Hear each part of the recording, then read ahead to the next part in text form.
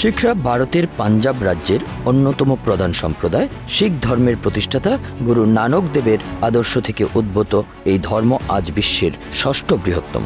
তবে এই সম্প্রদায় কেন একটি আলাদা রাষ্ট্রের স্বপ্ন দেখে? শিখ সম্প্রদায়ের আলাদা রাষ্ট্র চাওয়ার পেছনে প্রধান কারণ হল তাদের সংস্কৃতি ও ধর্মীয় পরিচয়ের সুরক্ষা। 1947 সালে ভারত ও পাকিস্তানের বিভাজনে শিখদের জন্য একটি বড় আঘাত হয়ে আসে। পাঞ্জাবের ঐতিহাসিক মাটি তখন দুই ভাগে ভাগ হয়ে যায়।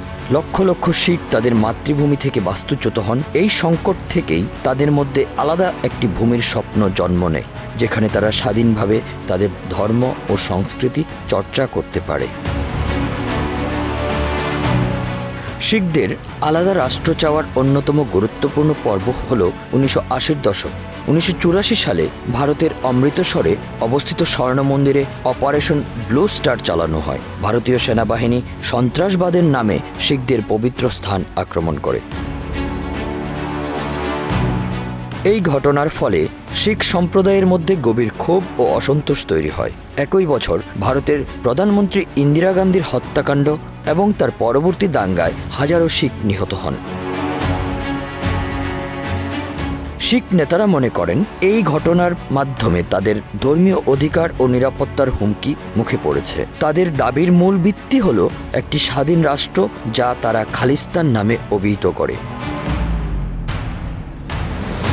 খালিস্তান মানে হলো শুদ্ধ ভূমি। শিখরা চায় এমন একটি রাষ্ট্র যেখানে তারা ধর্মীয় ও সাংস্কৃতিকভাবে স্বাধীন থাকবে।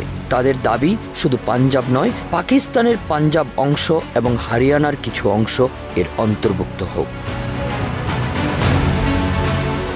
তবে খালিস্তান আন্দোলন শান্তিপূর্ণ থেকেছে এমন নয়। একদিকে শিখ সম্প্রদায়ের অনেকেই শান্তিপূর্ণ উপায়ে তাদের দাবির পক্ষে আন্দোলন করেছেন, অন্যদিকে উগ্রবাদী গোষ্ঠী সন্ত্রাসী কার্যকলাপের মাধ্যমে এই দাবি বাস্তবায়নের চেষ্টা করেছেন। এর ফলে ভারত সরকার কঠোর ব্যবস্থা গ্রহণ করে।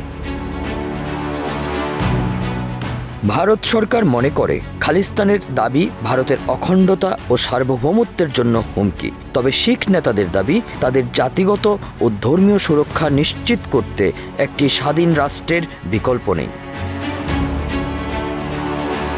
খালিস্তান আন্দোলন ভারতের ভেতরেই সীমাবদ্ধ নয়, এটি আন্তর্জাতিক শিখ সম্প্রদায়ের মধ্যেও সমর্থন লাভ করেছে। বিশেষ করে যুক্তরাজ্য, কানাডা, অস্ট্রেলিয়ায় বসবাসরত শিখদের মধ্যে এই দাবি শক্তিশালী। তারা মনে করেন এই স্বতন্ত্র রাষ্ট্রই শিখদের পরিচয় এবং অধিকার রক্ষা করতে পারে। Bangla affairs news desk.